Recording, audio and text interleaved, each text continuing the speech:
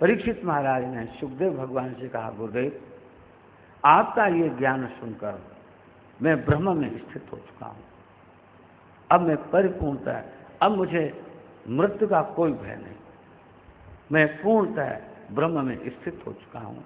अब मुझे ज्ञान हुआ कि अगर तक्षक आएगा तो मेरे केवल इस निर्जीव शरीर को डसेगा, मैं तो अमर हो चुका, मुझे वो ब्रह्म ज्ञान की प्राप्ति हो गई। परीक्षित महाराज ने इस तरीके से ब्रह्म अपना स्थिति लगाकर शरीर मतलब पहले ही इसका किया, तब तक तक्षक नाग का आगमन हुआ। वहाँ शाप की उसे पूर्ति करनी थी, वहाँ पर आया। वहाँ कहते हैं कश्यप नाम का एक ब्राह्मण मिला जिसको ये विद्या आती थी विष को उतारने की। लेकिन उस तक्षक ने कहा कि देखो भाई, मेरे को तो ये कार्य पूरा करना है और तुम इस तरीके से समझा बुझा कर लौट दिया। तक्षक जब आया तो पहले तो उसने फूलों की टोकरी में आया, फिर वहाँ आकर के उसने नन्हा सा तक्षक सर्प बनकर जब दंश किया परीक्षित महाराज को, तो केवल उनका शरीर जला, लेकिन वो उससे पहले ही ब्रह्म में लीन हो चुके थे। श्री परीक्षित महाराज बोलिए सुखदेव भगवान की जय। जब परीक्षित ने ये कहा था कि महाराज मैं ब्रह्म में स्थित हो चुका हूँ, तब परीक्षित महाराज ने कहा, सुखदेव महाराज ने कहा, राजन अब मेरा कार्य था में पूरा हुआ। परीक्षित महाराज ने सुखदेव भगवान की परिक्रमा की और वहाँ से सुखदेव भगवान चले गए, जहाँ से आए, जिधर से आए उधर चले गए। उसके बाद में भगवान ने इसको मार्कंडेय महाराज जी का, जन्मेजय जी को जब पता लगा कि हमारे पिता का इस प्रकार से तक्षक ने उसे डस कर लिया है, तब कहते हैं उन्होंने बहुत बड़ा सर्प यज्ञ किया। जब सर्प यज्ञ किया तो मंत्रों के माध्यम से बहुत सारे सर्प आ करके उस हवन कुंड में जलने लगे। तब जन्मेजय ने कहा कि वो तक्षक कहाँ है जिसने मेरे पिता को डसा है, मैं उसको चाहता हूँ कि उसकी आहुति इसमें बोले।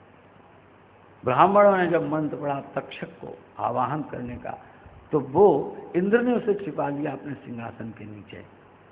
तो ये भी एक देव कोटि का ये तक्षक शिक्षाचारी सर्प है, इसका वो नहीं होना चाहिए, ये भी भगवान की एक प्रकार की विभूति है। तो जब मंत्र पढ़ा गया तो कहते हैं इंद्र का सिंहासन चक्र काटने लगा, उठने लगा जाने के लिए आहुति में। तब बृहस्पति जी गुरु महाराज वहाँ बैठे थे। इंद्र ने प्रार्थना की अपने गुरुदेव भगवान से, महाराज बचाइए, इसके साथ में मैं भी भस्मीभूत हो जाऊंगा। आप इसको देखिए, इस कथाओं से हमारे जो मंत्र हैं, वैदिक मंत्र हैं, उनमें कितनी शक्ति है और हम उन मंत्रों का आश्रय ग्रहण नहीं करते। दूसरी खोखली बातें हैं, उनमें हमारा मन लगता है, उनमें हम रमण करते हैं। सारा जीवन हमारा उन खोखली बातों को इस प्रकार से अपनाकर हमारा जीवन खोखला ही रह जाता है। हमारे वैदिक मंत्रों में इतनी शक्ति है कि उनको सत्य निष्ठा से और वास्तविक व्याकरण की पद्धति से उनका जो विधान है, अगर हम उस प्रकार से उनका पठन पाठन उच्चारण करते हैं तो निश्चय ही। और तो और देखिए, हमारे यहाँ जो मूर्तियाँ प्रतिष्ठित होती हैं उनमें भी तो वेद भगवान के मंत्रों के माध्यम से ही प्राणों का आधान किया जाता है। और वास्तव में ही ये मूर्तियाँ वास्तव में हमारी, जब हमारी भक्ति बढ़ने लगती है तो उनमें वही भाव पैदा हो जाते हैं जो हमने होते हैं। एक सत्य घटना मैं आपको बताता हूँ कि जब मैं वृंदावन में वास करता था, हमारे एक संत मित्र थे प्रबोधानंद जी, आप संगम दास जी जानते होंगे। तो हम लोग यहाँ रहते थे। एक बार वो अपने ठाकुर जी को इत्र लगाया करते थे, तो इत्र मथुरा से लेने जाते थे हम लोग। वो रमण रेती आश्रम हम लोगों का है, उसका गृहस्थ शिष्य था, तो उसके यहाँ लेने जाते थे। तो इत्र जब उनका समाप्त हो गया तो हमको बोले चलो भाई गुरुसनदास जी वृंदावन चलते, इत्र लेके आते। हमने चलो वहाँ हम गए, हमें चलो हमको भी घूमना मिल जाएगा, चले गए वहाँ। तो वो जो इत्र वाला था वो कहीं जाने वाला था और हम लोग पहुँच गए तो वो रुक गया। अब जब रुक गया तो हमारे जो प्रबोधानंद जी खुलासा संत हैं, खुलासे संत थे, तो उसने पूछ लिया, जैसे हम लोग पूछते हैं बाबा जी भोजन प्रसाद पाओगे, ये करोगे, औपचारिकता में लोग पूछ लेते हैं आयो महाराज चाय पियो। तो उन्होंने कह दिया, तुरंत कह दिया हाँ जी हम तो भोजन करेंगे, भूखे। बाबा खुलासा थे। वो रुक गया बेचारा। उसने पूड़ी बनवाई, साग बनवाया, ये सब बनवाया, हम लोग महात्माओं को भोजन कराया। तब वो कहने लगा हंस के कि भाई महाराज जी आपको मैं बहुत हंसा हूँ। बोले क्यों? कि हमने कहीं जाना था, हमने अपने ठाकुर जी को खिचड़ी का भोग लगा दिया। क्या लगा दिया? और हम जा रहे थे कहीं दावत में, हमने माल खाना था, तो हमने सोचा जल्दी है, चलो ठाकुर जी को खिचड़ी का भोग लगा देते। अब वो हंसा के बोले गुरुजी हमारे ठाकुर को खिचड़ी पसंद नहीं आई, इसने सोचा ये तो माल खाएंगे और मुझे खिचड़ी खिला के जा रहा। तो बोले आपको भेज दिया दोनों को, उसने आप दोनों को भेज दिया और मुझे पूछना पड़ा कि महाराज भोजन प्रसाद और ये परंपरा है। और बाबा जी ने कहा दिया हम तो आए ही यहाँ खाएंगे, रोटी भी खाएंगे। तो बोले महाराज ये पूड़ी साग बना, हमने फिर ठाकुर जी को भोग लगाया, तब आपको खिलाया।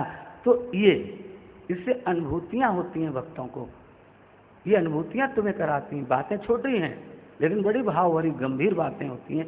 इससे भक्तों को अनुभूतियाँ होती हैं कि हमारे ठाकुर प्राण प्रतिष्ठित हैं, इनमें प्राण हैं, जो हमने इनकी प्राण प्रतिष्ठा की है वो सत्य है।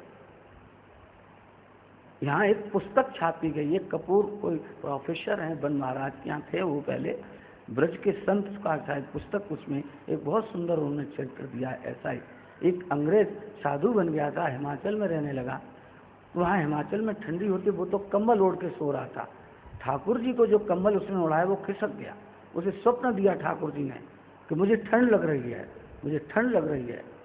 तो उसे ठंड, तो उसने तो नींद में था, एक दो बार उसने कोई परवाह नहीं की, सो गया। फिर उसे आया सब कि मुझे ठंड लग रही है और तुम सो रहे रजाई ओढ़कर। कहते जब वो उठा तो देखा ठाकुर जी के श्रीअंग से वो वस्त्र हटे हुए थे और शिव विग्रह ऐसा ही था। तब उसने उसको ठाकुर जी को रजाई उड़ाई और उसकी आंखों से अश्रुपात होने लगा। ये अनुभूतियाँ होती हैं हमारे, इसीलिए हमारे यहाँ दर्शन है हमारा भारत का ये, कि हम कंकड़ में भी हमें ईश्वर दिखाई देता है। कंकड़ हम उठा के लाकर शंकर बना लेते हैं, उसमें शंकर प्रकट हो जाता है। कंकड़ लाकर सिंदूर लगा लिया, हनुमान जी बन जाते हैं हमारे। कंकड़ ला के सिंदूर बना लिया, गणेश जी बन जाते हैं हमारे। और ये हो भी जाते हैं, उनमें प्रकट हो जाते हैं।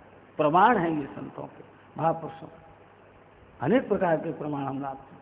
तो हमारे यहाँ का जो ये प्राणाधान स्थान ये जो बताया गया है ये बहुत सत्य है। इस प्रकार से तो परमात्मा की जब जन्मे श्री परीक्षित, जब वो इस प्रकार से मंत्रों की शक्ति से, तब बृहस्पति जी महाराज जहाँ जन्मेजय महाराज यज्ञ कर रहे थे वहाँ आए।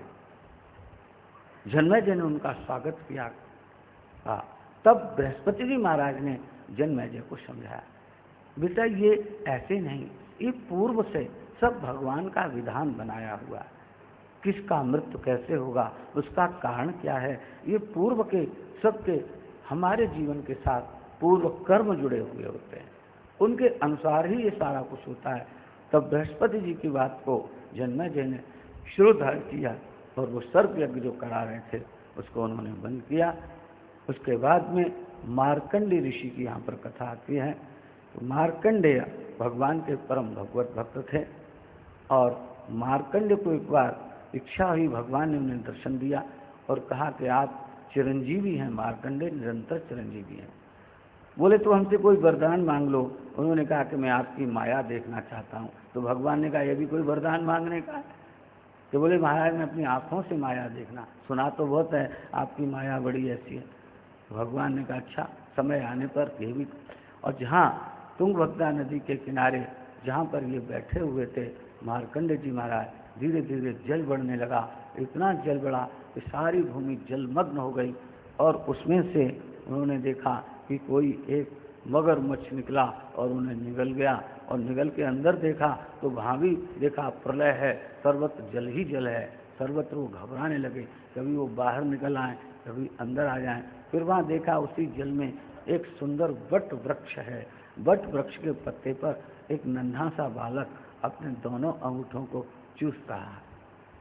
भगवान ने सोचा ये दुनिया वाले लोग मेरे चरणों को चूमते हैं, मेरे अंगूठों को चूसते हैं, इनमें क्या है। भगवान ने सोचा मैं भी जरा चाख कर देख लूं ये दुनिया के लोग ऐसा क्यों करते। तो उन्होंने भी अपने दोनों अंगूठों को मुख में रखा और चूसा भगवान कहते तो परमानंद है। तो जब इसके बाद माया खत्म हो गई तो भगवान की माया को मार्कंडेय ने प्रणाम किया कि महाराज आपकी माया तो बड़ी दुस्तर है। इस प्रकार से भगवान ने कलयुग इत्यादि का वर्णन किया और कलयुग इत्यादि कल में क्या दोष हैं, क्या हैं, और कलयुग में आगे चल करके भगवान का प्राकट्य कैसे होगा, इस सब का वर्णन श्री सुखदेव महाराज जी तो चले गए। अब ये कथा सूत जी महाराज इनको नैमिषारण्य में सब ऋषियों को सुना रहे हैं। इसके बाद में ऐसे ये श्री महाभारत यहाँ पर विश्राम लेती है और संपूर्ण कथा यहाँ पर उपसंहार आता है। एक बार आप उपसंहार सुन लेंगे। वैसे तो लोग अब वो क्यों कहते हैं, मैं नहीं कहता था इस महापुराण को, ना अंदर की बात मैं इसको आपको कहूँगा, लेकिन क्या होता है कुछ लोग कह देते हैं कि आपने जो 7 दिन 8 दिन कथा नहीं सुनी, अगर आप उपसंहार सुन लेंगे तो सारा फल मिल जाएगा आपको। ऐसा हो सकता है? बताओ आप, नहीं हो। तो मैं उस बात को मैं सोचता हूँ को मैं कहूँ तो गड़बड़ है, व्यासपीठ से अच्छा नहीं लगता है, मैं नहीं कहूँगा, लेकिन ऐसा नहीं होता है। उपसंहार तो केवल ये है कि इस स्कंध में ये कथा आई, इस स्कंध में ये कथा आई, इस स्कंध में ये, जो मूल रूप से भागवत की कथा सुनी जाती है, इन एक एक कथा में जो मर्म छिपा हुआ है, उस मर्म जैसे ही श्रोता के हृदय में अंदर प्रविष्ट होता है, वैसे ही उसके घट के जो चक्षु हैं, अंतर चक्षु हैं, वो खुल जाते हैं और भक्ति उसके हृदय में प्रवाहित होती है, रमण करने लगते हैं। तो आओ हम लोग उपसंहार भी श्रवण कर लेते हैं, लेकिन इससे पहले जय घोष करो तब सुनाऊंगा। जय जय श्री राम श्याम। सूत जी कहते हैं कि शौनकादिक ऋषियों, आप लोगों ने जो प्रश्न किए उनका उत्तर मैंने आप लोगों को सुना दिया। विष्णु भगवान के चरित्र अद्भुत हैं, उनकी लीला अद्भुत है। भागवत में उन्हीं के चरित्र का वर्णन है, उन्हीं पापाहारी प्रभु की लीलाओं का इस भागवत में गान है। ऐसा ये श्रीमद् भागवत है। इस महापुराण के प्रथम स्कंध में भक्ति योग और वैराग्य का वर्णन है।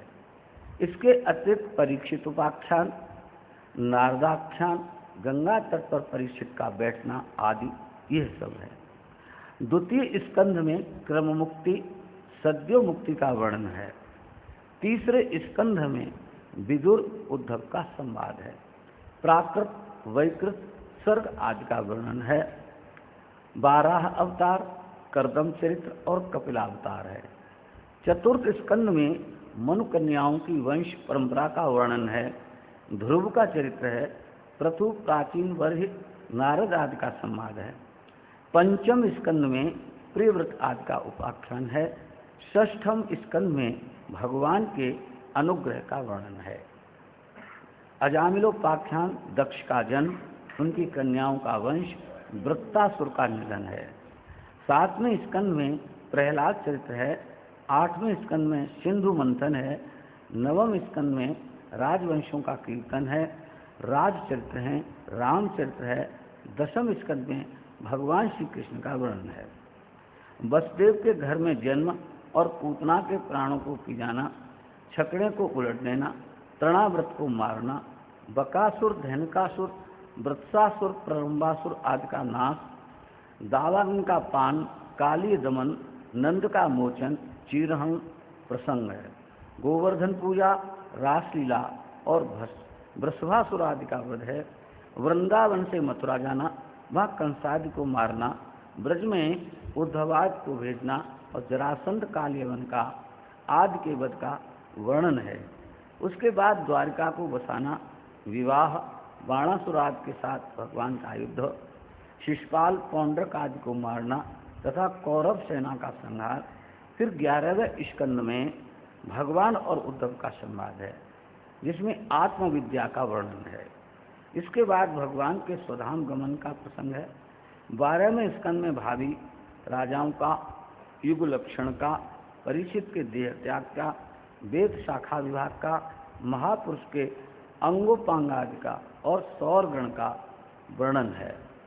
इस प्रकार से ऋषियों, यदि कोई मनुष्य धरती पर गिर पड़े, उसके पांव फिसल जाएं, उसे कोई दुख हो जाए, उसको छींक आ जाए, किसी भी अवस्था में विवश होकर भी वह हरे नमः हरे नमः हरे नमः बोल दे तो वह सारे पापों से मुक्त हो जाता है। नाम संकीर्तन करने से भगवान आकर हृदय में बैठ जाते हैं और दुखों को दूर कर देते हैं। वह वाणी और वह कथा झूठी है, बोले जिसमें भगवान का वर्णन नहीं, जिसमें भगवान के गुणानुवाद का वर्णन है, वही सत्य और मंगलमय है।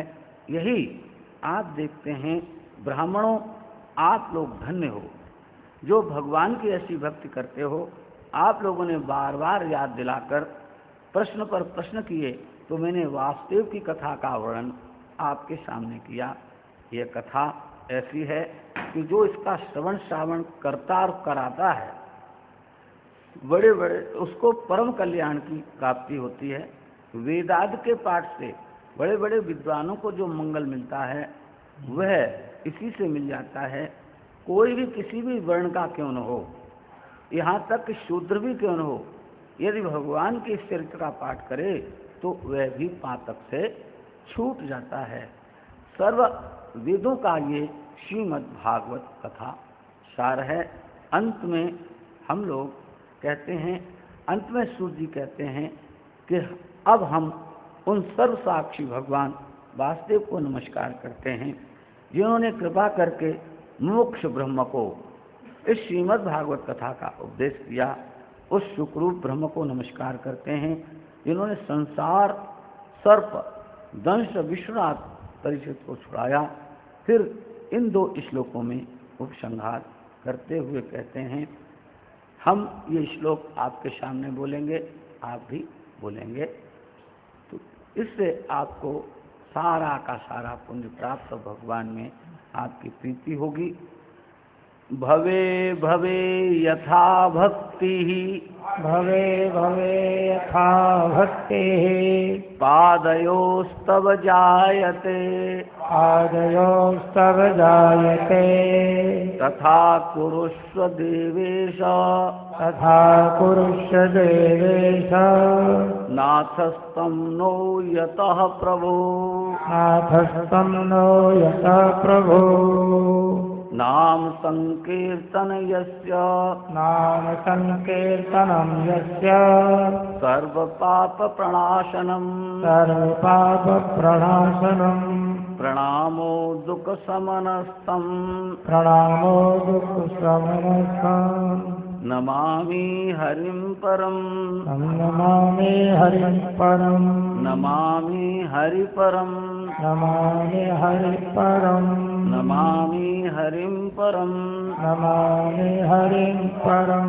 इसका अर्थ है, प्रभु आप ऐसी कृपा करें कि आपके चरणार बिंदुगुल में जन्म जन्मांतर हमारी भक्ति हो। हमको भक्ति चाहिए, चाहे वह जैसे भी प्राप्त हो, जन्म लेकर हो, मुक्त होने से हो, अथवा कीट पतंगाद की योनियां प्राप्त करने से हो। जिससे भक्ति हो प्रभु वही कीजिए, क्योंकि आप हमारे स्वामी हैं। आप जैसा चाहें वैसा ही कीजिए। आपका नाम संकीर्तन सब पापों का प्रणाशन है। आपके चरणों में किया हुआ प्रणाम संपूर्ण दुखों का शमन करता है। आपको हम नमस्कार करते हैं, नमस्कार करते हैं, नमस्कार करते हैं। कथा इस तरीके से यहाँ पर विराम लेती है, पर महापुरुष कहते हैं कि नहीं, कथा शुरू रहनी चाहिए। तो हम लोग वहीं चलते हैं गोकुल में, जहाँ नंद के घर आनंद हो रहे हैं। नंद घर आनंद भय कन्हैया लाल के नंद के आनंद भय कन्हैया लाल के नंद के आनंद भय कन्हैया लाल के नंद के आनंद भय कन्हैया लाल के नंद के आनंद भय कन्हैया लाल के नंद के आनंद भय कन्हैया लाल के नंद के आनंद भाव ये है कि कथा विश्राम होकर फिर शुरू हो गई, फिर प्रारंभ हो गई। हम नंद उत्सव में ही हैं और आनंद में ही हैं। आनंद से ही हम अपने अपने घरों को जाएंगे। ये आनंद हृदय में रखते हुए आप समझिए कथा फिर प्रारंभ हो गई। कथा यहाँ पूर्ण होने आने के बाद विश्राम लिया कथा ने। आज कथा का समापन हुआ। समापन शब्द का अर्थ हम जो अपने भाव से करते हैं वो ये करते हैं, जैसे कहते हैं समापन। एक होता है बचपन, इसमें शब्द ऐसे जुड़े हुए हैं बालपन। समापन का अर्थ हम ऐसे क्या करते हैं, जैसे मिट्टी के पिंड में आप कोई जल डालिए ऊपर से, तो मिट्टी के उस पिंड में जल उसके अंग अंग में समा जाता है, अंग अंग में जल एकदम मिल जाता है। भागवत कथा का, राम कथा का समापन का अर्थ होता है जो हमने 8 दिन बैठकर, जितने भी दिन बैठकर जो श्रवण किया है, श्रवण किया हुआ वो भगवत प्रसाद आपके इस रोए रोए में समाहित हो जाए, समा जाए, तब आप समझना कि हमने श्रीमद् भागवत कथा को श्रवण किया है। इसको समाप्ति है।